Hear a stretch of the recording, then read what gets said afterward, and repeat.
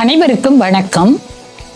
இன்றைய இந்நன்னாளிலே நாங்கள் இரண்டாவது நிகழ்வாக முதியோர்களுக்கான பிறந்த நாள் நிகழ்வு பற்றி நாங்கள் இப்பொழுது ஒரு செவ்வியை காண்பதற்காக இந்த இடத்திலே நாங்கள் எல்லோருமே அமர்ந்திருக்கின்றோம்.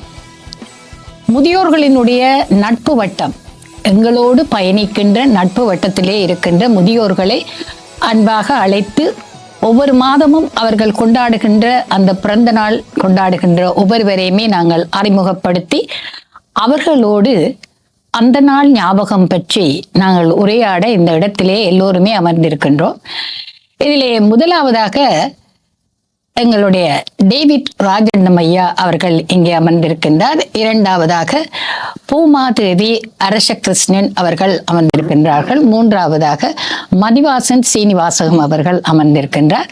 நான்காவதாக என்னுடைய அன்பு கணவர் திரு சித்தம்பலம் ரவீந்திரன் அவர்கள் அமர்ந்திருக்கின்றார். இந்த பொழுதிலே நான் ஒவ்வொருவரோடும் அவர்களுடைய கலந்துரையாடி அவர்களுடைய ஞாபகங்களை இந்த இடத்திலே நிலைநிறுத்தி அவர்களை மகிழ்ச்சிப்படுத்தலாம் என்ற ஒரு நோக்கிலே இந்த நிகழ்வை இப்பொழுது ஆரம்பித்திருக்கின்றோம். அதாவது இது இரண்டாவது நிகழ்வு என்று நான் முதலிலேயே குறிப்பிட்டிருந்தேன். போன மாதம் ஆவணி மாதம் கொண்டாடியவர்களோடு நான் உரையாடி மகிழ்வித்து ஒரு நிகழ்வை நாங்கள் காட்சிப்படுத்தி இருந்தோம். இப்பொழுது இரண்டாவது நிகழ்வாக இப்பொழுது இந்த மாதம் பிறந்த நாளை கொண்டாடி மகிழ்கின்றவர்களை நாங்கள் மகிழ்ச்சிப்படுத்த இருக்கின்றோம். இந்த விதத்திலே நான் முதலாவதாக திரு டேவிட் ராஜரட்னம் அவர்களிடம் அந்த நாள் ஞாபகம் பற்றி ஒரு சில கேள்விகளை கேட்டு அவரை மகிழ்ச்சிப்படுத்த இருக்கின்றேன். திரு டேவிட் ராஜரட்னம் அவர்களே, உங்களை பற்றி ஒரு சிறிய அறிமுகத்தை நான் முதலிலே கூற வேண்டும். திரு டேவிட் ராஜரட்னம் அவர்கள் பிரம்டன் முதுதமிழ் மன்ற, அதாவது அந்த மன்றத்தினுடைய தலைவராக ஒரு சில காலம் பணியாற்றி தற்சமயம் உப தலைவராக பணியாற்றி வருகின்றார். முதியோர் அரங்கம், அதாவது பிரம்டன் முதியோர் மன்றத்திலே எங்களுடைய யுகம் வானொலியிலே இந்த நிகழ்வுகள் இடம்பெறுகின்ற பொழுது நானும் அவரோடு பயணித்திருக்கின்றேன். அவருடைய பணிகள் அனைத்தையுமே நான் கண்டு வியந்திருக்கின்றேன். உண்மையாக மிகவும் ஒரு காத்திரமாக முதியோர்களை அரவணைத்து அவர்களிடம் இருக்கின்ற சகல திறமைகளையும் தட்டி கொடுத்து அவர்களை அழைத்து கொண்டே சென்றிருக்கின்றார். அந்த விதத்திலே இப்பொழுதும் உபதலைவராக இருந்து, தலைவர்களை விட உபதலைவர்கள் தான் இயக்குபவர்களாக இருப்பார்கள், இதுதான் யதார்த்தம். ஆகவே உபதலைவர் இப்பொழுது மீண்டும் அந்த மன்றத்தினுடைய உபதலைவராக இருந்து தன்னுடைய கடமைகளை செவ்வனே செய்து கொண்டிருக்கின்றார். அவரை நான் இப்பொழுது உண்மையிலே சந்திப்பதிலே மிக்க மகிழ்ச்சி அடைகின்றேன். அது மாத்திரமில்லை, இந்த நிகழ்வு யுகம் வானொலி, யுகம் தொலைக்காட்சி ஊடாக மிக சிறப்பாக ஒவ்வொரு மாதமும் மாத இறுதியிலே வருகின்ற சனி அல்லது ஞாயிற்றுக்கிழமைகளிலே இந்த நிகழ்ச்சி ஒழுங்கு அமைக்கப்பட்டிருக்கின்றது. ஆகவே ஒவ்வொருவருமே இந்த நாளை நீங்கள் எதிர்பார்த்து இவ்வாறு ஒவ்வொரு மாதத்திலும் கொண்டாடுகின்ற பிறந்த நாளை கொண்டாடுகின்ற ஒவ்வொருவரையும் நீங்கள் வித்தியாசமாக அவர்களை நீங்கள் அணுக முடியும் என்பதையும் இத்தால் நான் உண்மையிலே மகிழ்ச்சியோடு தெரிவிக்கின்றேன். இப்பொழுது திரு டேவிட் ராஜரட்னம் அவர்களிடம் ஒரு கேள்வி. நீங்கள் தாயகத்திலே உங்களுடைய அந்த நாள் ஞாபகங்களிலே நீங்கள் இப்பொழுதும் நீங்கள் பயணிக்கின்றீர்களா, அல்லது கனடா வந்ததன் பின்புதான் உங்களுக்கு அந்த நாள் ஞாபகங்கள், பல ஞாபகங்கள் இருக்கின்றனவா என்பது பற்றிய ஒரு ஒப்பீட்டை நீங்கள் மிக குறுகிய நேரத்திலே எனக்கு உண்மையாக சிறப்பாக தருவீர்கள் என்று எதிர்பார்த்து இந்த கேள்விக்கணையை தொடுக்கின்றேன். நன்றி, வணக்கம்.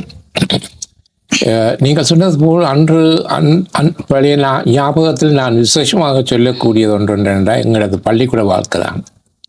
ஏனென்றால் நாங்கள் பள்ளிக்கூடம், அந்த நாட்களில் நாங்கள் பள்ளிக்கூடம் போவோம் என்றால் எங்களுக்கு சைக்கிளும் இல்லை, பஸ்ஸுக்கு போவதற்கு வசதிகளும் இல்லை. நாங்கள் ஒவ்வொரு நாளும் காலையில் 3 கட்டம் நடந்து போவோம் பள்ளிக்கூடத்துக்கு, பின்னேரம் திரும்பி வருவோம். அப்படி போகும்பொழுது எங்களுக்கு மழை பெய்ந்தாலும் எங்களோட புத்தகங்கள்லாம் எங்களுக்கு குடை, அந்த சாப்பாடு இருக்கும், அம்மா கட்டி தந்து விடுவோம், நாங்கள் கொண்டே சாப்பிட்டு வருவோம். வரும் பொழுது இருக்கிற புளிய மரம், மாமரம், நாவல் மரம் எல்லாத்தையும் தடவித்தான் வருவோம்.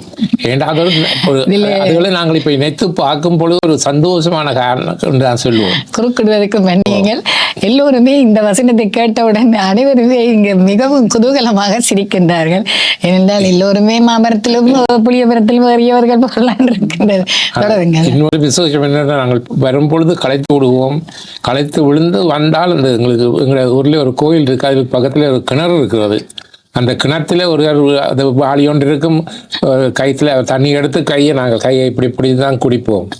அந்த தண்ணீரை நினைக்கும் பொழுது இப்பவும் ஒரு ஆசையாக இருக்கிறது. நான் 2018 ஸ்ரீலங்காவுக்கு போயின பொழுது அங்கே போய் அந்த கிணத்தடியில போய் நின்று அந்த தண்ணியில கொஞ்சம் குடித்துட்டு தான் நான் வந்தேன். ஏனென்றால் அது ஒரு சொல்ல முடியாத ஒரு ஞாபகம். அப்படிப்பட்ட இது இப்பத்த பிள்ளைகளுக்கு அப்படிப்பட்ட சந்தர்ப்பங்கள் இல்லை என்றுதான் நான் துக்கப்படுகிறேன். ஆனா நாங்கள் இங்க இந்த நாட்டுக்கு வந்து விட்டோம், பல வசதிகள் இருக்கிறது. ஆகையால் நாங்கள் பழசுகளை மறந்து போகக்கூடாது ஒரு நாளும். அதுதான் எங்களுக்கு முக்கியம் என்று நான் எல்லோருக்கும் அறிவுரை கூட நான் விரும்புகின்றேன். ஆகையால் நாங்கள் இங்கே வந்து விட்டோம், எல்லா வசதியும் இருக்கின்ற நாங்கள் சொகுசாக இருக்காமல் அங்கே இப்போ இருக்கிறவர்களும் அப்படிப்பட்டவர்களாக இருப்பார்கள், எங்களோட நிலையிலும் இருப்பார்கள். எனக்கு ஒன்று ஞாபகப்படுத்த விரும்புகிற நேரத்தில் நான் ஒரு குடும்பத்தை பற்றி கேட்ட பொழுது சொன்னார்கள், தங்கச்சி ஒரு திருப்பாவாம் தமக்க அக்கா வந்து அவன் செருப்பை போட்டுக்கொண்டு டியூஷனுக்கு தங்கச்சி போகிறது. அப்படிப்பட்ட குடும்பங்களும் இருக்கிறது. ஆகையால் நாங்கள் அதுகளை மறந்து போகக்கூடாது. பல கஷ்டப்பட்ட குடும்பங்கள் இருக்கிறார்கள். ஏழுமான உதவிகளை நாங்கள் செய்ய வேண்டியது எங்களது பொறுப்பு, கடமை. இதைத்தான் இந்த நேரத்தில் நான் யாருக்கும் கூற விரும்புவது. மிக்க நன்றி திரு டேவிட் ராஜரட்னம் அவர்களே. நீங்கள் கூறிய ஒவ்வொரு விடயங்களிலுமே உண்மையாக எங்களுக்கு ஞாபகப்படுத்த வேண்டிய பல விடயங்களை நீங்கள் ஞாபகப்படுத்தி இருக்கின்றீர்கள். நீங்கள் அதிலே கூறியிருந்தீர்கள், ஒரு சகோதரி போட்டுக்கொண்டு போன செருப்பை மற்றவர் வந்து போடும் வரையும் காவல் இருந்து அவர் சென்றதன் பின்பு எடுத்து போடுவார் என்று. இப்படியான பல நிகழ்வுகளை உண்மையிலே நினைக்கின்ற பொழுது நெஞ்சமெல்லாம் நெகிழ்கின்றது. உண்மையாக அப்படியான தருணத்தை இந்த இடத்திலே ஞாபகப்படுத்தி அந்த நாள் ஞாபகங்களையும் எங்களோடு பகிர்ந்து நீங்கள் உண்மையாக அந்த நீங்கள் சொல்லுகின்ற பொழுது உங்களோட மனதில் இருந்து மிகவும் ஒரு சந்தோஷம் வருகின்றது. இந்த தருணத்தை உண்மையாக நீங்கள் பிரயோசனப்படுத்தி எங்களுக்கு பல தகவல்களை தந்து மகிழ்ச்சிப்படுத்தியமைக்கு மிக்க நன்றி. அடுத்ததாக நான் செல்ல இருப்பது திருமதி பூமாதேவி அரசகிருஷ்ணன் அவர்களிடம் செல்ல இருக்கின்றேன். இவர் உண்மையிலே தன்னடக்கமாக இருந்தாலும் இவர் ஒரு கல்வி அமைச்சிலே பணிபுரிந்தது, அதாவது தாயகத்திலே கல்வி அமைச்சிலே பணிபுரிந்து மற்றும்படி பல தன்னுடைய திறமைகளை எல்லாம் வெளிப்படுத்திய ஒரு பெண்மணி. அந்த வெளிப்படுத்திய விதம் இங்கேயும் அவருடைய இந்த மண்ணிலும் அவருடைய வித்தைகளை எல்லாம் நான் பார்த்திருக்கின்றேன். அவை பூமாதேவியிடம் ஒரு கேள்வி ஒன்றை நான் கேட்க இருக்கின்றேன். நீங்கள் தாயகத்திலே கல்வி இலாகாவிலே கடமை புரிந்திருக்கின்றீர்கள். அங்கே நீங்கள் கடமை புரிகின்ற நாட்களிலே அந்த தொழில் வாய்ப்புகளின் பொழுது நீங்கள் அனுபவித்த பல விடயங்களை நீங்கள் அங்கே, அதாவது சந்தோஷமாகவும் அனுபவித்திருப்பீர்கள், சில சங்கடமான விஷயங்களும் நீங்கள் அனுபவித்திருப்பீர்கள். அப்படியாக இருந்த காலத்திலே நீங்கள் திருப்தியாக அங்கே கடமை புரிய வேண்டிய கட்டங்களும் இருந்திருக்கும், ஒரு திருப்தியற்ற நிலைமையும் இருந்திருக்கும். இருந்தாலும் தாயகத்திலே நீங்கள் தொழில் புரிந்த அந்த காலத்தினுடைய அருமை பெருமைகளோடு அந்த நாள் ஞாபகங்களோடு இங்கே கனடாவிலே நீங்கள் இங்கே வந்து நீங்கள் இங்கேயும் எத்தனையோ மன்றங்களோடு இணைந்திருந்து உங்களுடைய சில கடமைகளை எல்லாம் நீங்கள் செய்து கொண்டு வருகின்றீர்கள். உங்களுடைய பயணம் எவ்வாறு இருக்கின்றது, அதை நீங்கள் ஒரு ஒப்பீடு ரீதியாக எனக்கு மிக குறுகிய நேரத்தில் உங்களுடைய அந்த அனுபவங்களை பகிர்ந்து கொள்ளுங்கள். அனைவருக்கும் வணக்கம். நான் தாயகத்திலே கல்வி அமைச்சில் வேலை செய்தேன். நான் அப்போ நல்ல சந்தோஷமாக தான் நான் இருந்தது. எனக்கு நல்ல ஃப்ரெண்ட்ஸ் எல்லாம் அப்போ ஹாஸ்டலில் இருந்தபோது ஃப்ரெண்ட்ஸோட எல்லாம் நாங்கள் ஜாலியாக திரிகிறது, ஹால்வேஸ் கடற்கரைக்கு போகிறது, அதெல்லாம் மறக்க முடியாத இனிய நினைவுகள். இடையில படங்கள் எல்லாம் பார்ப்போம், ஷாப்பிங் எல்லாம் செய்வோம். நல்ல ஹாப்பியாக தான் இருந்தோம். நாங்கள் ஒரு நட்பு வட்டத்தோடய ஒரு நட்பு வட்டம். அங்கே மேட்டன் எல்லாம் நல்ல மாதிரி என்னோட அது இந்த ஜெஃப்னால இருக்கைக்கே நான் எஜுகேஷன் சென்டரில் அந்த சிங்களத்தை படித்து பாஸ் பண்ணபடியே எனக்கு அந்த மொழி புலமையும் கிடைச்சது. என்னையும் பேருக்கு நான் தமிழ் சிங்கள மொழிபெயர்ப்புகளும் செய்து உதவி செய்திருக்கிறேன். வேண்டிய நேரம் அது என்னுடைய ஊடுருவியது. பிறகு நாட்டு பிரச்சனைகள் வேறு என்னுடைய கல்வி அமைச்சர் என் செக்ரட்டரியிட சொல்லி எனக்கு உண்மையில் ஜெஃப்னா எஜுகேஷனுக்கு தந்தது இந்த பிட்டாருக்கு சரியான சந்தோஷம். என்னென்னா நெடுக நான் தனியாக கிளம்புல இருக்கிறது. அப்போ அப்படி ஒரு மேட்டரும் எனக்கு வந்து நான் அங்கே கடமையாற்றினேன். அங்கே ஒரு 3 years தான் கடமையாற்றினேன். அங்கேயும் நல்ல எங்களோட சொந்த ஊரில் இருந்து போகக்கூடியதாக வசதியாக இருந்தபடியாக மிக சந்தோஷமாக அங்கே நல்ல வேலை அதாவது எங்களுடைய சமூகத்தினரோடு நீங்கள் பயணித்துக் கொண்டு வந்திருக்கிறீர்கள். இருந்தது. அதோட கோயிலுக்கிட்ட குடியபாடு அந்த நல்லூர் கந்தனையும் கும்பிடக்கூடியதாக இருக்கும். அதுவும் ஒரு பெரிய சந்தோஷம். அதுதான் நான் பிறகும் விலையினாலும் இடையில வந்துட்டு போய் அங்கே போய் வர்றது. இங்கே உங்களுடைய ஞாபகங்கள் ஒரு சிலவற்றை பகிருங்க. இங்கே நான் வந்துட்டு நான் இடையில சுவிட்சர்லாந்து போனபடியே அங்கேயும் அந்த பர்சனல் சப்போர்ட் ஒர்க்கர், அது ஜெர்மன் மொழியில் கிரங்கன் ஃபிளியர்னு சொல்கிறது, அதுக்கு படித்து அங்கே வேலை செய்தபடியே அதே தொழிலில் இங்கே இந்த நாடுகளில் வந்தோடனே இந்த தொழில் மாறிட்டுது. அப்போ அதே சீனியர்ஸை பார்க்குற தொழில், அதுவும் உண்மையில் மற்றவர்களுக்கு சேவை செய்கிறது அன்னைக்கு அது ஒரு சேவை மனப்பான்மை. இடங்களெல்லாம் உண்மையில் நல்ல பேர் தான். அவர்களை எப்படி கொள்றதுன்னு சொல்லி வேலை செய்து இப்போ நான் ரிட்டையர் பண்ணியிருக்கிறேன். சுமாராக 30 வருடங்கள் வரை நான் சீனியர்ஸோட கடமையாற்றி இருக்கிறேன். சுவிட்சர்லாண்டில் 9 வருஷம், இங்கே மிக்க காலங்கள். வேலை விஷயத்தில் உண்மையில் நல்லா தான் போய் கொண்டிருந்தது.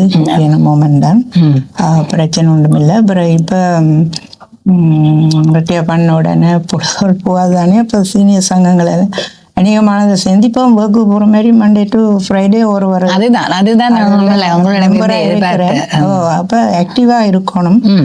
யோகா எக்ஸசைஸ் செய்கிறது, மற்றது ஒரு ப்ரெசன்டேஷன் எல்லாம் வந்து ஒரு நல்ல ஒவ்வொரு துறையில் நிபுணத்துவம் பெற்றவர்களை கொண்டு வந்து சீனியர்ஸும் உண்மையில் நல்ல கனடாவில் என்னென்ன தேவைன்னு பார்த்து அரசாங்கம் உதவி செய்து அதை நடத்துகிறவர்களும் அக்கறையோட இதுன்றபடியே நாங்கள் அந்த எங்கட நாட்டையும் ஒப்பிட்டு இங்கேயும் ஒப்பிட்டு பார்க்க எங்கட நாட்டில் ஓரளவு வயசு வந்தோடனே அந்த தெரியாது உடம்பு பெருசாக போகிறெல்லாம் அந்த வயது இங்கே வந்து அப்படி இல்லை. இங்கே வந்து நாங்கள் இப்போ யங்காக ஃபீல் பண்ணி கொண்டு நிறைய ஃப்ரெண்ட்ஸுகளை உருவாக்கி கொண்டு எங்களுக்கு இந்த பொழுதுபோற தெரியாமல் இருக்குது.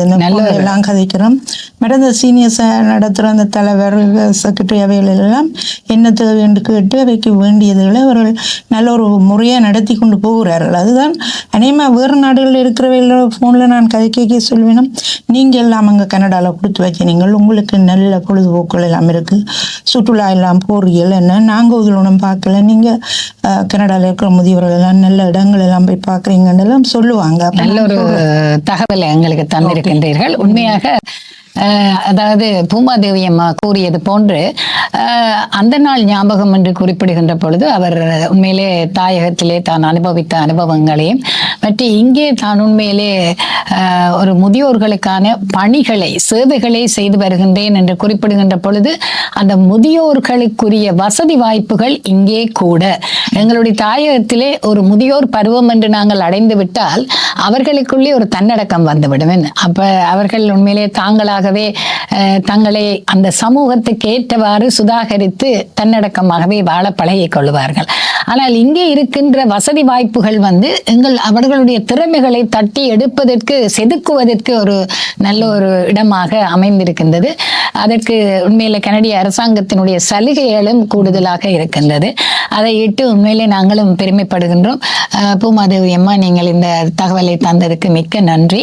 அதே நேரத்திலே எங்களுக்கு முதல் தந்த டேவிட் ராஜரிடம் அவர்களும் உண்மையிலே அந்த முதியோர் மன்றத்தின் மூலமாக அவர் உண்மையில அனுபவிக்கின்ற தன்னுடைய சந்தோஷங்களையும் எங்களோடு உண்மையில பகிர்ந்திருந்தார். இந்த தருணத்திலேயே என்னுடைய அருகிலே இருக்கின்ற திரு மதிவாசன் சீனிவாசகம் அவர்களை நான் இப்பொழுது சந்திக்க இருக்கின்றேன். மதிவாசன் சீனிவாசகம் அவர்களிடம் நான் ஒரு கேள்வியை முன்வைக்க முன்னர் அவரை பற்றிய ஒரு சிறிய விவரங்களை நான் இப்பொழுது பகிர இருக்கின்றேன். திரு மதிவாசன் சீனிவாசகம் அவர்களை என்னுடைய மகனுக்கு இப்பொழுது 23 வயது. நான் அவர் குழந்தையாக அதாவது அவரை நான் கார் சீட்டிலே வைத்திருக்கிற காலத்தில் இருந்தே எனக்கு அவரோடு நன்கு பழக்கம் உண்டு. அந்த நேரத்திலேயே அவர் உண்மையாக புத்தகங்களை எழுதுவார், புத்தகங்களை அதாவது நூல் வெளியீடு எல்லாம் செய்வார். அந்த நேரத்திலே தான் எனக்கும் ஒரு வாய்ப்பு கிடைத்திருந்தது. அந்த நூலிற்கு ஒரு ஆய்வுரை செய்வதற்கு எனக்கு ஒரு வாய்ப்பு கிடைத்திருந்தது. அந்த நேரத்திலே தான் நான் உண்மையாக சந்தித்திருந்தேன். அப்பொழுது என்னை ஒரு கேள்வி கேட்டார். நீங்கள் என்ன அவனை கார் சீட்டுக்குள் வைத்துக்கொண்டு இப்படியெல்லாம் ஆய்வுரை செய்கிறீர்களே, உங்களுக்கு இப்படி ஒரு இக்கட்டான சூழ்நிலையிலே நாங்கள் உங்களை உண்மையிலேயே உங்களுக்கு ஒரு சங்கடமான நிலைமையை தந்து விட்டோமோ என்று யோசிக்கிறேன் என்று சொல்லியிருந்தேன். நான் சொன்னேன், இல்லை இல்லை, அது ஆய்வுரை செய்ய வேண்டும் என்ற ஒரு உத்வேகம் வந்துவிட்டால் நான் உண்மையிலே பிள்ளையை பக்கத்தில் வைத்துக்கொண்டே செய்வேன் என்று கூறியிருந்தேன். அது மாத்திரமல்ல, இவருடைய சேவைகள் பற்றி நான் இங்கே குறிப்பிடுவதாக இருந்தால், நிறைந்த சேவை மனப்பான்மை உடைய ஒருவர், அதாவது சிறு பிள்ளைகளினுடைய திறமைகளை தட்டி கொடுத்து அவர்களை வழி நடத்துவதிலே ஒரு மிகுந்த ஒரு அருமையான ஒரு உள்ளம். இன்றும் அவர் அந்த பணியை மேற்கொண்டு கொண்டுதான் இருக்கின்றார். அதே நேரத்திலே சிறு பிள்ளைகளுக்குத்தான் அவர் உண்மையிலே வளர்ந்து வருகின்ற பொழுது இந்த கீபோர்ட் பிராக்டிஸ் எல்லாம் கொடுத்தாருன்னு வைத்துக் கொள்ளுங்கவன். இப்பொழுது இந்த வயது போன முதியவர்களுக்கு கூட அவர் என்ன சொல்லிக் கொடுக்கிறார்? கீபோர்டு எப்படி பழகுவது, கீபோர்டில் எப்படி நாங்கள் பாட்டுகள் வாசிப்பது, கரியோக்கியோட எப்படி பாடுவது, இப்படியெல்லாம் அவர்களுக்கு சொல்லிக் கொடுத்து அவர்கள் எல்லாம் மேல சிறு பிள்ளைகள் போல துள்ளி எழும்பி கொண்டு நிற்கிறார்கள். அந்த ஒரு நிலைமைகளை எல்லாம் நான் கேட்கிற பொழுது மிகுந்த ஒரு சந்தோஷமாக இருக்கிறது. ஒரு நாள் அவரை கேட்டிருந்தேன், நீங்கள் எனக்கும் ஒரு கால் கீபோர்ட் சொல்லி தர முடியுமா என்று கூட கேட்டிருந்தேன். அப்படியாக உண்மையாக பழகிற ஒருவர். அதே நேரத்திலே இப்பொழுது நான் திருச்செந்தூர் கோயிலே கூட அந்த கோயிலினுடைய நிர்வாகத்திலே அவர் ஒரு மிகுந்த பொறுப்போடு அங்கே தொழில் புரிந்து கொண்டிருக்கின்றார். அங்கே பக்தியோடு வந்து உண்மையிலே வழிபடுகின்ற அடியவர்களுடைய சகல வசதிகளையும் அவர் உண்மையிலே ஏற்படுத்தி கொடுப்பதிலே மிகுந்த பொறுமையானவர். அதுதான் நான் உண்மையிலே கேள்விப்பட்டது ஒன்று. அது மாத்திரமல்ல, இப்பொழுது அவருடைய தொழில்நுட்ப திறமைகளிலே ஒரு உச்சக்கட்டத்திற்கு வந்திருக்கின்றார். இப்பொழுது திரைப்படங்களை கூட உண்மையாக உருவாக்கி அந்த திரைப்படங்களை எல்லாம் வெளியிட்டிருக்கின்றார். இப்பொழுது அண்மையிலே கூட ஒரு திரைப்படம் வெளியானது. ஆகவே அவருடைய பரிணாம வளர்ச்சி எங்களுடைய கனடிய மண்ணிலுமே எங்களுக்கு உண்மையில அதை பார்த்து கொண்டு இருக்கின்ற பொழுது ஒரு பிரமிக்கக்கூடிய அளவுக்கு அவருடைய வளர்ச்சி இருக்கின்றது. அதையிட்டு நாங்களும் எங்களுடைய சமூகத்தினுடைய உறுப்பினர்கள் சார்பிலே மிக்க மகிழ்ச்சி அடைகின்றோம். இப்பொழுது திரு மதிவாசன் அவர்களிடம் ஒரு கேள்விக்கணி ஒன்றை தொடக்க இருக்கின்றேன். அதாவது நீங்கள் தாயகத்திலேயும் நீங்கள் வாழ்ந்திருக்கின்ற வாழ்க்கையிலே நீங்கள் ஒவ்வொரு இடமிடமாக உங்களுடைய சேவைகளை புரிந்துதான் வந்திருக்கின்றீர்கள். அதில் எந்த மாற்று கருத்தும் கிடையாது. அந்த சேவை மனப்பான்மை உங்களிடமிருந்து வளர்வதற்கு ஒரு அடிப்படையாக உங்களுக்கு யாரோ ஒருவர் காரணமாக இருப்பார். அதே நேரத்திலே அந்த ஞாபகம் உங்களை இப்பொழுது மீட்டி எடுப்பதற்கு நான் ஒரு சந்தர்ப்பத்தை உங்களுக்கு தருகின்றேன். ஆகவே யாரிடமிருந்து இந்த சேவை மனப்பான்மையை நீங்கள் கற்றுக்கொண்டீர்கள், அதை எவ்வாறு உங்களுக்கு அதை வளர்ச்சியாக கொண்டு போவதற்கு பின்புலத்திலே யார் இருந்தார், அதே நேரத்திலே இப்பொழுது கனடிய மண்ணிலே வந்தும் கூட அந்த வாய்ப்பை நீங்கள் பிரயோசனப்படுத்துவதற்கு உங்களுக்கு ஒரு நிச்சயமாக உங்களுக்கு ஒரு உந்துகோல் இருந்திருக்கும். அதே மறுமுறை எங்களுக்கு கூறி அந்த பயணத்தை மிக சுருக்கமாக எங்களோடு பகிருமாறு கேட்டுக்கிறோம். நிச்சயமாக நீங்கள் கேட்ட கேள்வி நான் டீச்சர்ண்டே தான் அடிக்கடி சொல்லி பழக்கம். ஆரம்பத்துல சொன்னது நீங்கள் PS பாலச்சந்திரனுடைய ஒரு புத்தக வெளியீடு மிக அருமையானது. வாழ்க்கையில மறக்க முடியாதவர்கள் என்று சிலர் இருப்பார்கள். அதிலே என்னுடைய மனதிலே ஆழமாக பதிந்த சில பேர்லே பாலச்சந்திரன் அண்ணா, அதே மாதிரி சாந்திநாதன் அண்ணா இப்படி இருக்கிறார்கள். அவருடைய அந்த புத்தக வெளியீட்டுக்குத்தான் நீங்கள் ஆய்வு செய்திருந்தீர்கள். அருமையான காலம். நீங்கள் எனக்கு இப்பொழுதெல்லாம் அது ஞாபகம் இருக்கிறது. அங்கே ஏஜிங் கோட் ஹாலில் அந்த நிகழ்வு நடைபெற்றது. நிறைய கலைஞர்கள் வந்திருந்தார்கள். அருமையான ஒரு நிகழ்வு. அதற்கு பின்பு நீங்கள் கடைசியாக கேட்ட கேள்வி இதுவரை காலமே யாரும் கேட்காத ஒரு கேள்வி. என்னுடைய சேவைக்கு அடித்தளமிட்டவர் என்னுடைய தாயார். அவர் தன்னை சுற்றி இருக்கிறவர்கள் எல்லாரும் நல்லா இருக்கும். நான் கொடுத்த ஒரு ஞாபகத்தை தட்டி எடுக்கிறேன். நிச்சயமா நான் இதுவரையும் எங்கேயும் வானொலியிலையும் செல்லவில்லை, தொலைக்காட்சிகளிலையும் செல்லவில்லை. நண்பர்கள் கூட புதிய நண்பர்கள் யாருக்கும் இது தெரியாது. என்னுடைய தாயார் ஒரு பெரிய சேவை மனப்பான்மை இருக்கு. அவரை சுற்றி இருக்கிறவர்கள் எல்லாம் நல்லா இருக்கும். தனக்கு இல்லாட்டி கூட மற்றவர்களுக்கு கொடுக்கணும்ன்றதுல மிகவும் கடினமாக, ஏன்னா அதுல நொந்து போனதே நாங்கள் சின்ன பிள்ளைகளா இருக்க பார்த்திருக்கோம். அப்ப அது என்னமோ தெரியாது. என்னை நான் படிக்கிற காலத்திலேயே படிக்கிற சக மாணவர்களுக்கு எக்ஸ்ட்ரா வகுப்பு எல்லாம் எடுத்து படிச்சிருக்கிறேன். அதுக்கு பின்பு கொழும்பிலே நான் படித்துக் கொண்டிருந்தாலும் பவதாரணியை திருமணம் முடித்து திருவண்ணாமலைக்கு போக வேண்டிய, திருவண்ணாமலையில இருந்து பவதாரணி வந்ததால் திருமணம் ஆகிவிட்டது. என்றால் நான் ஊர்ல திருமணம் செய்ய வேண்டும் என்று எனக்கு சரியான ஆசை. சின்ன வயதுல எங்க ஊர்ல இடைக்காட்டுல இருந்து வளலாயில இருந்து வந்து விட்டோம். அப்ப அந்த ஆசை இருந்தது. திருமணம் ஆயின பிற்பாடு ஒரு தடவை அங்க திருவண்ணாமலைக்கு நான் பள்ளிக்கூட காலங்களிலே போயிருக்கிறேன். நல்ல அடை மலையிலே சொக்கர் மேட்ச் ஒன்றுக்கு போனாங்க. அப்ப அந்த திருவண்ணாமலை மண்ணை பார்த்து கடலை எல்லாம் பார்த்த உடனே சரியான மகிழ்ச்சி. அடை இப்படி ஒரு இடத்துல வந்து இருக்கக்கூடாதா நாங்கள். அது ஓலைகள் படிக்கிற காலத்துல எல்லாம் படிச்சு முடிஞ்சு கம்ப்யூட்டர் எல்லாம் படிச்சு அங்க ஒரு இடத்துல வேலை செய்து கொண்டிருக்கிற நேரம் பவதாரணியை சந்திச்சேன். அவ திருவண்ணாமலை என்ற உடனே அடே சரி அங்க எல்லாம் ஆண்டு அங்க போன உடனே தான் புரிஞ்சு கொண்டேன் அங்கேயே ஒரு கம்ப்யூட்டர் நிறுவனம் இல்லை. கற்றுக்கொள்றதுக்கு பொம்பளை பிள்ளைகள் கூட கொழும்புல வந்து ஹாஸ்டல்ல தங்கி இருந்து படிக்கணும். சரி, ஓகே, அங்கேதான் என்னுடைய சேவை முதல்வராக ஆரம்பித்தது. அங்கே ஒரு கம்ப்யூட்டர் சென்டரை போட்டு நான் அதை ஆரம்பித்து அப்புறம் கனடாவுக்கு வந்த பிறகு கனடா பயணம் நீங்கள் மிக அருமையாக சொன்னீர்கள். ஏதோ இறைவன் தந்தது சேவை என்பது நாங்கள் எண்ணி செய்வதல்ல, எங்களை தெரிவு செய்வது. இறைவன் தெரிவு செய்து இந்த செயல்பாடு செய்யணும் என்றது நாங்கள் ஒரு இன்ஸ்ட்ருமெண்டா தானே இருக்கிறோம். அந்த வகையில் இவ்வளவு காலமும் எனக்கு மகிழ்ச்சி. நீங்கள் கீபோர்ட் படிக்கணும் வயது முதிர்ந்தவர்கள் முதியவர்களுக்கு சொல்லிக் கொடுக்கிறேன் என்று அவர்கள் விரும்பி படிக்கிறார்கள் இல்லையோ, எனக்கு அதில் ஒரு சந்தோஷம் இருக்கிறது. அவர்களுக்கு அதை சொல்லிக் கொடுக்கிறது எனக்கு ஒரு பொறாமையாக இருந்தது. அவர்கள் ஒவ்வொரு தடவையும் அது பெரிய பாட்டு, சில நேரம் கஷ்டமான பாட்டு, இப்பெல்லாம் ஒரு கஷ்டமான பாட்டு செய்து கொண்டிருக்கிறார்கள். அதில் இருந்தாலும் அதுல ஒரு நல்ல அழகாக ஒரு பீஸை வாசிச்சோன்னு எங்களுக்கு ஒரு சந்தோஷம். இல்லை, அதிலேயே ஒரு முதியவர் கூறியிருந்தார் என்னன்னு கேட்டால், உண்மையாக நாங்கள் இந்த கீபோர்டை பயிற்சி செய்கின்ற பொழுது பிள்ளைகளுக்கெல்லாம் தெரியும், எங்கள் வீட்டில் பிள்ளைகள் எல்லாம் வாசிக்கிறார்கள். ஆனால் ஒரு நாள் கூட கேட்டால் கூட அது பொறுமையாக ஒரு வார்த்தை சொல்ல மாட்டாங்க. ஆனால் இவர் உண்மையில் எவ்வளவு பொறுமையாக அதை இருந்து பக்கத்தில் இருந்து ஒவ்வொன்றாக எங்களுக்கு எடுத்து கூறி எங்களை அப்படி அதிலே ஒரு ஆர்வத்தை கொண்டு வர வைத்திருக்கிறார். ஆகையினாலே உண்மையிலே அது அவருக்கு கிடைத்த ஒரு பாக்கியம் என்று தான் சொல்ல வேண்டும். அது எங்களுக்கு முழுமையாக கிடைத்திருக்கின்றது என்று சொல்லி மிகவும் சந்தோஷப்பட்டிருந்தார். நான் அதை கேள்விப்பட்டேன். அதன் ஆனபடியத்தில் எனக்கும் அதிலே கூற வேண்டும் என்ற ஒரு ஆர்வம் வந்தது.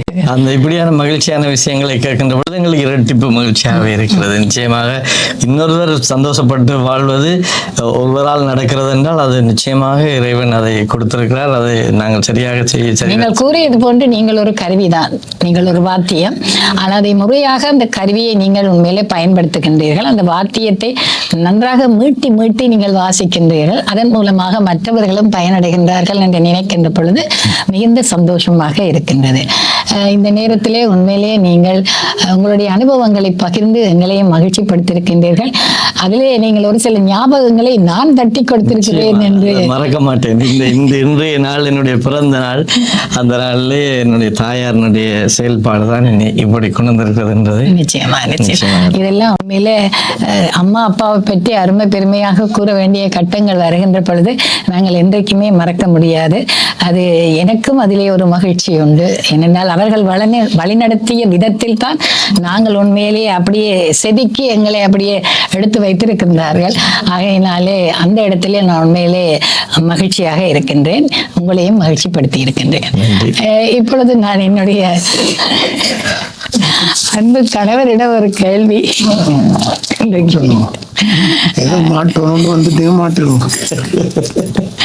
அதாவது இல்லை, நான் கேட்கிறேன் கேள்வி, அதன் மீது நீங்கள் பதில் சொல்லுங்க.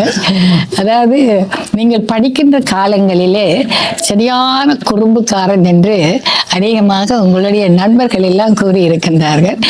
அந்த குறும்புத்தனத்தை உங்களிடமிருந்து அகற்றியவர் உங்களுடைய சாரணிய அதாவது வாத்தியார் என்று சொல்லலாம். அவரை பற்றி ஒரு சில வார்த்தைகளை கூறி, நீங்கள் சாரணர் இயக்கத்திலே பயிற்சிகளை செய்ததன் பின்பு நீங்கள் ஒரு அருமையான ஒரு ஆளாக நீங்கள் செதுக்கப்பட்டீர்கள் என்றும், அந்த அருமையான பொக்கிஷத்தை நான் இப்பொழுது பெற்றுக்கொண்டேன் என்றும் நான் பெருமை அடைகின்றேன்.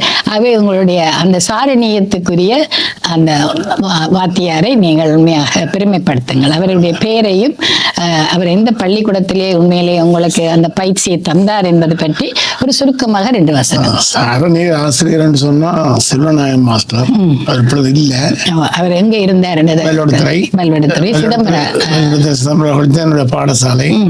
அதுல அவருடைய அடிப்படையில் தான் அவருடைய நிறைய சொல்ல வேண்டிய அவசியம் இல்லை. சாரணி இதை பத்தி நான் சொல்ல தேவையில்லை, அது எல்லாரும் அறிஞ்சது. மற்றது எங்களோட மாங்காய் கடிக்கிறது இதெல்லாம் டேவிட்டியா சொல்லிட்டார். இல்ல அந்த நேரம் அவர் சிரித்த சிரிப்பை நீங்கள் பார்த்திருப்பீர்கள். அவ்வளவு குறும்புத்தனங்கள் எல்லாம் அவரிடம் இருந்திருக்கின்றது. அதையிட்டு நானும் உண்மையில மகிழ்ச்சியா இருக்கின்றேன். அதே நேரத்திலே அவர் இந்த சாரணிய பயிற்சியை மேற்கொண்டுதான் உண்மையிலே ஒரு பொறுமை, பொறுப்பு, மற்றவர்களினுடைய அந்த அந்த குறும்புத்தனங்களாலே மற்றவர்கள் சங்கடப்படுவதை எல்லாம் இவர் அதற்கு பிறகுதான் உண்மையிலே அதை யோசித்து அதை கைவிட்டதாகவும் உண்மையிலே அவர் என்னிடம் கூறியிருக்கின்றார். ஆனபடியாக இந்த கேள்வியை நான் உங்களிடம் அந்த ஞாபகத்தின் அடிப்படையிலே ஒரு கேள்வியை கேட்டு அவரை மகிழ்ச்சிப்படுத்தி. சரி, நாங்கள் இப்பொழுது அடுத்த சுற்றுக்கு செல்ல இருக்கின்றோம். மீண்டும் நான் உங்களிடம் டேவிட் ராஜேந்திரன் ஐயா அவர்களிடம் இன்னும் ஒரு கேள்வியை நான் கேட்க இருக்கின்றேன். அதாவது நீங்கள் தாயகத்திலே வாழ்கின்ற காலத்திலே, அதாவது தாயகத்திலே நீங்கள் வசிக்கின்ற காலங்களிலே இந்த கல்வித்துறையிலே, அதாவது நீங்கள் பயணிக்கின்ற பொழுது இந்த கல்வித்துறையிலே நீங்கள் மற்றவர்களுக்கு உதவி செய்து அவர்கள் உங்கள் மூலமாக பெற்றுக்கொண்ட ஒரு சில தருணங்களை எங்களோடு பகிர்ந்து கொள்ள முடியுமா என்று கேட்கின்றேன். நல்ல ஒரு கேள்வி உண்டு, நல்ல ஒரு சந்தர்ப்பம் அதை கூறுவதற்கு. ஏனென்றால் நான் எனது பள்ளிக்கூட எஸ்எஸ்சி படித்த பிறகு நான் டெலிகம்யூனிகேஷன் ஈடுபட்டு கட்டுப்பத்தையில் போய் படித்து கொண்டிருந்தேன். படித்து கொண்டு இது நல்ல ஒரு இது ஞாபகத்தில் வந்திருக்காது. அப்போ நாங்கள் எப்பொழுதும் அந்த சிட்டி அண்ட் கில்ஸ் எக்ஸாம் எடுக்க வேணும். அப்போ அதில் எல்லாம் டெலிகம்யூனிகேஷன் ரேடியோ தான். அப்போ நாங்கள் அந்த சோதனைக்கு அப்புறம் அது லண்டன் எக்ஸாம் அப்போ படித்து கொண்டு கேட்க நான் நாளைக்கு ரேடியோ எக்ஸாம். அப்போ நான் நல்ல ரெடியாக ஃபுல் ப்ரிப்பேர்ட். அன்றைய பின்னேறும் என் ஃப்ரெண்டு ஒரு விட்ட போகிறேன். அவர் சொன்னார், டேவிட் நான் நாளைக்கு அந்த சோதனைக்கு இருக்கல, ஏன்னா நான் ப்ரிப்பேர் பண்ண இல்லை. So I am not sitting for this exam என்ன காசெல்லாம் கட்டி லண்டன் எக்ஸாம். பின்ன நான் அவருக்கு சொன்னேன், நோ டோன்ட் வரி, இந்த 3 கேள்விக்கும் இந்த ஆன்சர் இதை படித்து கொண்டு வரும். இந்த 3 கேள்வியையும் படித்து கொண்டு வாங்க, ஒரு ஒன்றும் செய்ய தேவையில்லை. அவர் நான் சொன்னபடி அவர் அந்த 3 கேள்வியும் ஆயுதப்படுத்தி சோதனைக்கு வந்திருந்து படிச்சு அந்த 3 கேள்வியும் ஆன்சர் பண்ணி பாஸ் பண்ணிட்டேன். அது எனக்கு இப்போவும் அது ஞாபகம் இருக்கிறது. டாக்டர் கணேஸ்வரன் அவரும் என்ன பண்ணிய ஜூனியர், பட் அவரும் அந்த சப்ஜெக்ட்ஸுக்கு இருந்தவர். இது ஒரு நான் அதை பற்றி என்னிலேயே நான் பெருமைப்படுறேன். என்னாலே அவர் அந்த படத்தை சித்தி கொள்ளக்கூடியதாக இருந்தது. அதோட நான் இன்னொன்று கூற விரும்புகிறேன். நீங்கள் மதிமாசர் சொன்னார் அம்மாவை பற்றி நான் ஒன்று சொல்ல விரும்புகிறேன். நாங்கள் பள்ளிக்கூடத்தால் வரும் பொழுது நிறைஞ்சு இருக்கும். அவங்களுக்கு அப்போ டவல்ஸ் அதுகள் ஒன்றும் இல்லை. அம்மாண்ட இந்த துணி எடுத்துத்தான் தலையை தடவை அந்த ஈரத்தை எடுத்து விடுவான். அதை இப்பொழுது பொழுதே எங்களுக்கு கண் கலங்குகிறது.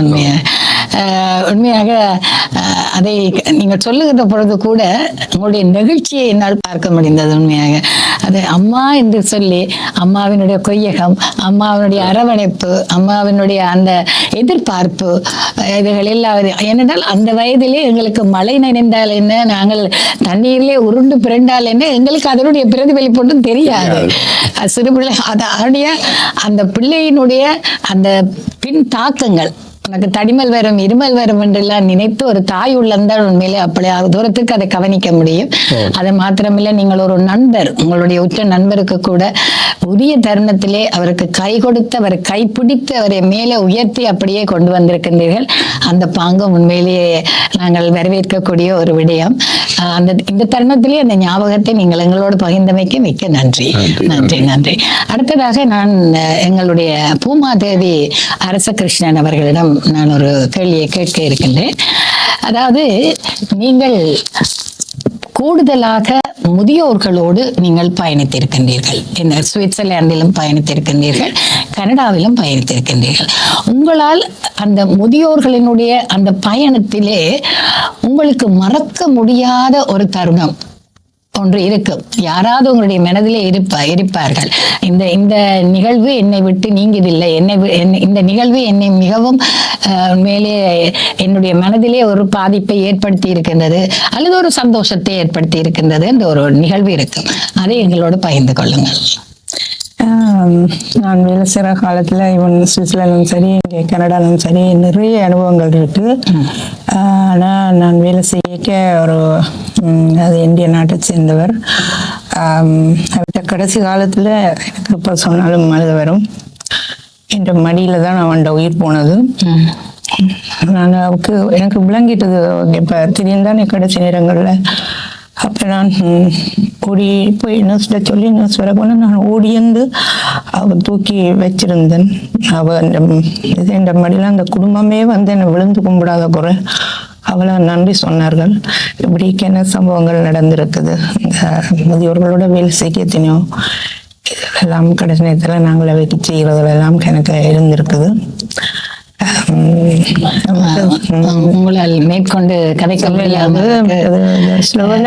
வயசு போய்க்கு அப்படியானது வாரது கவலையானது. உண்மையில சுழண்டு விளைவிக்க போய்க்கூடிய அப்படி நான் நல்ல ஆக்டிவாக இருப்பேன். அதால வேலை செய்யறதுக்கு நல்ல பேர். அவ போய் பிடிக்கணும்னா நான் உடனே பிடிச்சிருவேன். அப்படியானதுக்கு எனக்கு நடந்திருக்குது. அது நான் உண்மையில பெருமைப்படுறேன். அப்படி அதெல்லாம் எனக்கு நிறைய நல்ல பேர் வந்து டக்குண்டு அந்த கண்காணிப்பில் கூட இதாக இருந்தது. நிச்சயமாக நான் உங்களுடைய மனதிலே தொட்டு விட்டேன் என்று நினைக்கின்றேன். இருந்தாலும் இந்த தருணங்களை நான் உண்மையில் எடுத்து வருவதனுடைய நோக்கம் என்னவென்றால், உங்களுடைய மனங்களிலே ஒவ்வொருவருக்குமே அந்த நாள் ஞாபகங்கள் உங்களை பின்னுக்கு துரத்தி கொண்டே வரும். அதை உண்மையிலே தட்டி எடுத்து இந்த நிகழ்ச்சியிலே நான் ஒரு சுவாரஸ்யமாக அவர்களுக்கு பகிர வேண்டும் என்பதற்காகத்தான் இந்த கேள்விகளை நான் கேட்டிருந்தேன். அடுத்ததாக நாங்கள் எங்களுடைய உண்மையாக மதிவாசன் ஸ்ரீனிவாசம் அவர்களிடம் ஒரு கேள்விக்கணை ஒன்றை நான் தொடர இருக்கின்றேன். அதாவது நீங்கள் பயிற்சி பட்டறைகள், நீங்கள் அநேகமாக உங்களுடைய கீபோர்ட் பயிற்சி பட்டறைகள் வைத்திருக்கின்றீர்கள், நாடக பயிற்சி பட்டறைகள் என்றெல்லாம் உண்மையில நீங்கள் நடாத்தி வந்திருக்கின்றீர்கள். அங்கே பல மாணவர்களை நீங்கள் சந்தித்திருப்பீர்கள். அந்த மாணவர் குழாத்திலே உங்களுடைய மனதை தொட்ட ஒரு சில மாணவர்கள் இருப்பார்கள். அதாவது அந்த பெற்றோர்களினுடைய இடைஞ்சல்கள், அவர்கள் வளர்வதற்குரிய சூழல் இல்லை, அவர்களை வழிநடத்துவதற்கு யாரும் இல்லை, அவர்கள் உண்மையிலேயே எப்படியெல்லாம் இவர்களை வழிநடத்துவது எப்படியெல்லாம் உங்களுக்கு வந்து சந்தித்திருப்பார்கள். பலதரப்பட்ட மாணவர்கள் சந்தித்திருப்பார்கள். அவர்களிலே உங்களுடைய அனுபவம், அதாவது மாணவர் குழாத்தோடு நீங்கள் பயணிக்கின்ற பொழுது அந்த அந்த அந்த பிணைப்பு, அந்த பாண்ட் உங்களை எவ்வளவு தூரத்துக்கு உங்களை கொண்டு சென்றது, உங்களை எவ்வளவு தூரத்துக்கு உங்களை மனதை தொட்டது என்பது பற்றிய ஒரு சின்ன அனுபவத்தை எங்களோட பகிர்கிறேன். நிச்சயமாக அந்த அனுபவம் வந்து ஆசிரியர் என்ற நிலையில இருந்து நம்மளை மாணவனாக்கி இருக்கிறது. ஒரு 2.5 வயது பையன், அவர் தமிழ் மொழி பேசுகிறவர் அல்ல, வேறு நாட்டு சேர்ந்தவர்கள். எங்களுடைய பாரதிய சைனை கண்டோன்னா அவர் பிள்ளைகளை கூட்டிக் கொண்டு வந்தார்கள். கூட்டிக் கொண்டு வந்த உடனே அவர் நேராக அந்த வாத்தியங்கள் இருக்கிற அறைக்குள்ளே போய் அங்கே தபேலா வாத்தியம் இருந்தது, அதுக்கு முன்னாலே உட்கார்ந்துருக்கிறார். அவர்கள் சொன்னார்கள், வீட்டில் இந்த அங்கே பஜன் செய்கிறவர்கள் இருக்குது, அங்கே வாத்தியத்தை எல்லாம் வச்சு பஜன் வாசிக்கிறவங்க அப்படியே உட்கார்ந்து முன்னால் இருந்து பார்த்து கொண்டே இருப்பார். அப்போ அவருக்கு சொல்லிக் கொடுக்கணும். நான் சொன்னேன், மிக சின்ன வயது இருக்க மாட்டேன், அவருடைய பெற்றோருடைய கட்டாயம் இல்லை. என்னென்னா வீட்டுக்கு போய் அவர் அதுக்கு பிறகு ஒரு கிழமைக்கு பிறகு சொல்லியிருக்கார், ஒவ்வொரு நாளும் தன்னை அங்கே கூட்டி கொண்டு போங்க அந்த இடத்துக்கு. அப்போ அதில் இருந்து ஒரு பெரிய விஷயம் கற்றுக்கொண்டேன். என்னென்னா அவருக்கு அவருடைய உயரம் தெரிகிறது. அவர் ஒன்றும் 2.5 வயதுன்னா அண்டர் எஸ்டிமேட் பண்ண முடியாத ஒரு நிலப்பாடு. இப்போ இன்னும் காலங்கள் என்ன வரப்போகிறது தெரியாது. அவருக்கு தெரியும், அவருடைய கை கூட எட்டாது அந்த தபேலால். ஆனால் அந்த வாசிக்கணும் என்ற அந்த ஆதங்கம் அவரே இல்லை, தன்னை முடியும் வரை நீ என்ன அந்த இடத்துக்கு கூட்டிகிட்டு போகணும் தாய் தகப்பனுடைய சொல்லி கூட்டிக் கொண்டு வந்ததை பார்த்த உடனே நான் நினைச்சேன், நாங்கள் எல்லாம் 3 வருஷத்தை தெளிச்சிட்டோம் போல இருக்கேன். அப்படி ஒரு அந்த அப்படியான ஒரு உத்வேகம் இருக்கிற ஒரு பிள்ளை இன்று நான் நினைக்கிறேன் ஒரு பெரிய மியூசிஷியனாக இருப்பார். இது ஒரு 20 வருடத்துக்கு முன்பு நடந்த சம்பவம். எனக்கு இன்னும் மறக்க முடியாத ஒரு சம்பவம் அது. அந்த 2.5 வயது பிள்ளைக்கே அவ்வளவு உத்வேகம் இருக்கிறது, இவ்வளவு இருக்கிறது என்றால் நிச்சயமாக அதுபோல நிறைய படித்த மாணவர்களை பார்த்திருக்கிறேன்.